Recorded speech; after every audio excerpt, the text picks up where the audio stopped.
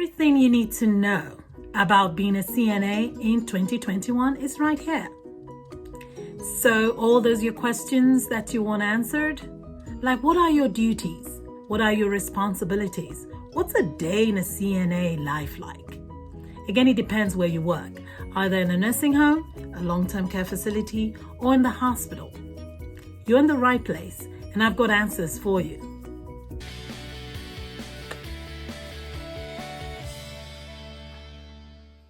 Hello and welcome to Nurse Amy TV. My name is Nurse Amy, and I'm a CNA instructor. I'm a registered nurse, so I do meet a lot of CNAs. I meet a lot of people on their way into the healthcare field, and they want to know, what is it about CNAs?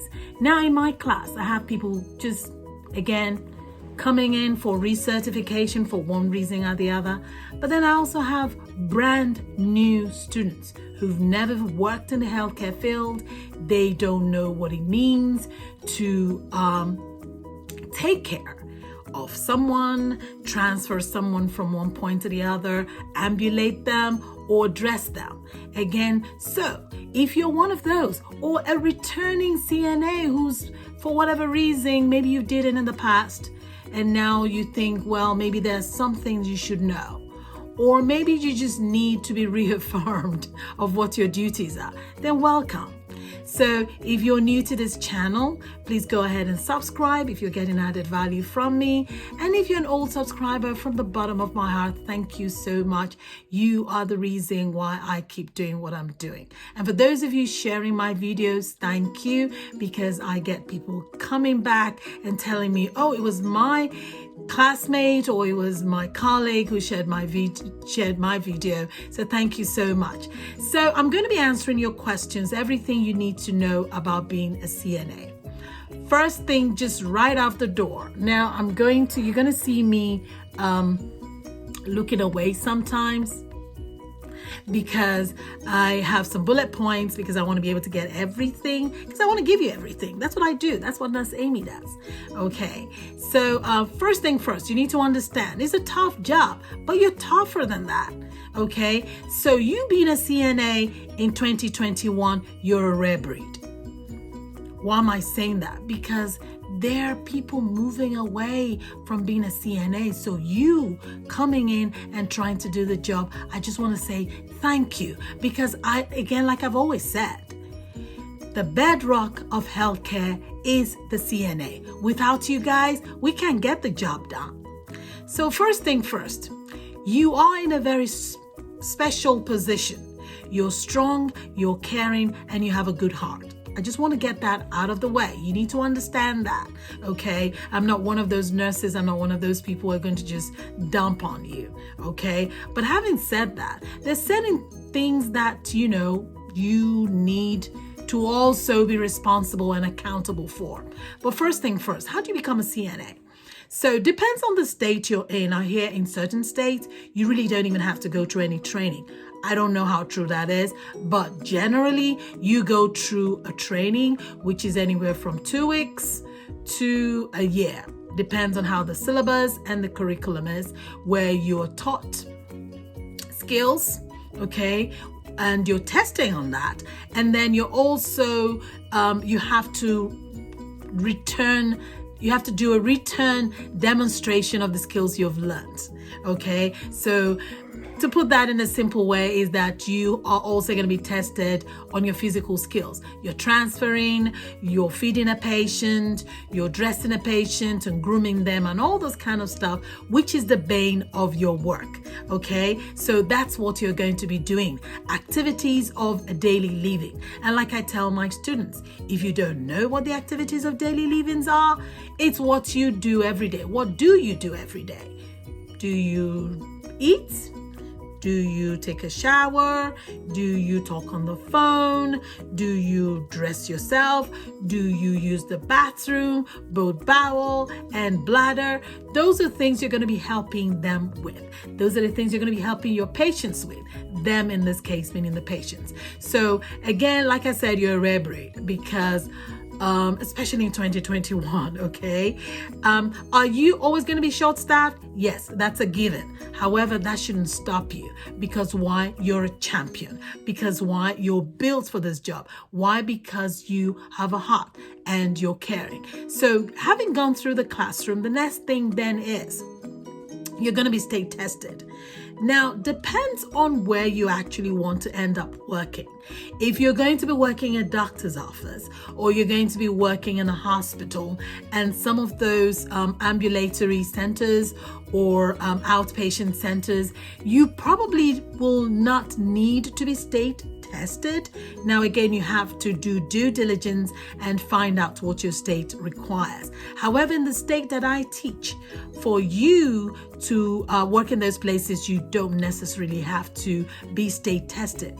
But if you're going to work in the nursing home, which is the long-term care facility, you must be state tested. Actually, you have a window of about 4 months from the time you graduate your CNA school to when you take your exam.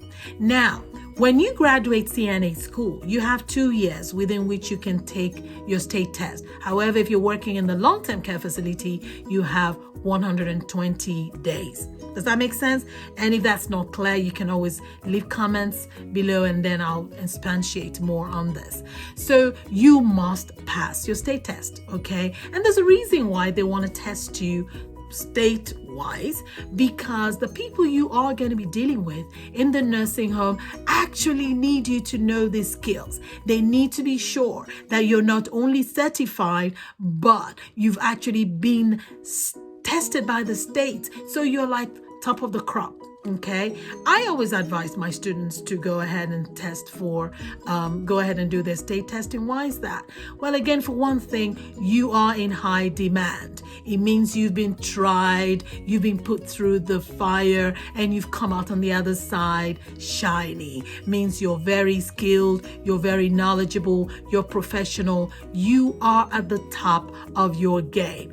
And what that means is you get better pay. So that's why I tell my students to go ahead and do so, even if they're not going to be working in the nursing home. Anyway, so having said that, now you're in the nursing home, what are you going to be doing? What would you be doing? What's a day like in the life of a CNA? Well, first thing first, depends on what shift you work. So that might determine what you're actually going to be doing. So if you come in early in the morning, you're working the day shift, then you're going to be their first point of contact. And I've done in the video I'm going to put up here, it's about,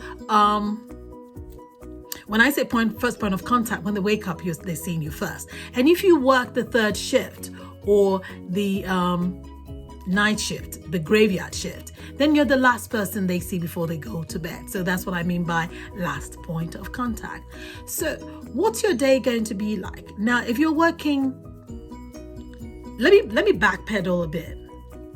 Pretty much a CNA day or shift is broken into 3. Most places CNAs work 8-hour shifts. Yes, they do. Now, there are places where they work 12 hours. But I've come to find that a lot of CNAs like or prefer the 8-hour shifts, and so they have a chance to do doubles, so they work 2 shifts, so that's 16 hours. And again, it's what you want. That's the good thing about being a CNA. It gives you so much flexibility. Okay, I don't want to be all over the place, so let's talk about a day in the life of a CNA. So if you're working 7 to 3, you're getting the patient up, you're going to dress them, you're going to make them presentable to take them to the dining area for breakfast. Now, not everyone eats breakfast in the dining room. Some actually prefer to eat in their rooms.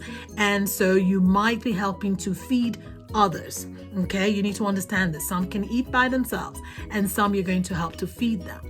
Now, having done that, after all the breakfast has been done, and so you now take them back to either their rooms, to some have shower days, some get them in the morning, some later on in the day. But however, those are things you're going to be doing. You're also going to be helping getting them ready for doctor's visits, to visit the salon for their hair or for any kind of grooming, for doctor's offices, actually also helping the physical therapist with a job, because that's the period where they're getting care. It's a lot of care taking place at that time. So that's what you're going to be doing. You're also going to be cleaning their rooms. You're going to be changing their bed sheets, their bed linens. You're going to be, in some instances, actually cleaning the bathrooms. Now, there are times when you have housekeeping. Okay, now it depends where you work. If you're working in an assisted living as a CNA, then you're probably going to be doing laundry. You're probably going to be cleaning out their room. So you're both housekeeping and laundry. Okay, we're going to talk about that. If you want me to break them down into, CNA duties in an assisted living as opposed to a long-term care facility, I might actually do that, as opposed also to in a hospital. So there are different things that you will be doing. Now, having done that, so about 11 is time to kind of take them back to lunch, because lunch starts as early as 11 a.m. in some facilities, and this will spread to about 1 p.m. So now what you're going to do is you're going to be toileting them again, because at this time, just like you're ready to use the bathroom, right? You're going to be transferring them from where they've been before. Maybe they were taking a nap in bed. Then for those that need transfer, you're going to transfer them into the wheelchair and take them to the dining area.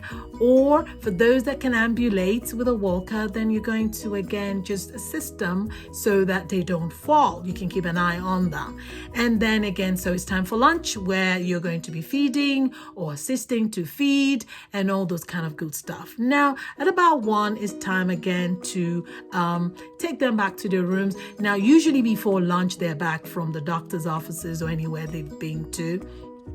And about 1, it's a restful. Things kind of slows down a bit, because now the patients or the residents, we like to call them residents, especially when they're in the nursing long-term care facility, they're ready to take a nap. It's nap time. Okay, so if you're working 8-hour shift, this is usually the time when you put them in bed, again after toileting them, making sure they're comfortable, making sure that the call light is within their reach, and then you go on to document. You're going to be doing some kind of charting, and this will depend on the facility where you work. All this, again, even if you don't understand all this during school, believe me, no one throws you on the floor. Most times, because I've heard students and people tell me they get thrown on the floor without any kind of training. Well, it shouldn't be so. But then with the case of being short-staffed now, even people from, fresh graduates are thrown to the floor. Some haven't even been through the school, but anyway. All right. A lot of things are just being done because we need hands. We need more and more hands. So this is the time for you to chart between 1 and the time you're leaving. Now, one thing I like to tell my aides, and for those of you now listening to me, it will be nice before you leave your shift, unless that patient or resident is sleeping, try and ask to toilet them again. And it's up to them now to say, no, I don't want to use the bathroom, but at least offer. Okay, some also actually want their clothing changed. It doesn't matter, you just do last minute things. So now the afternoon or the second shift, which is usually 3 to 11 p.m.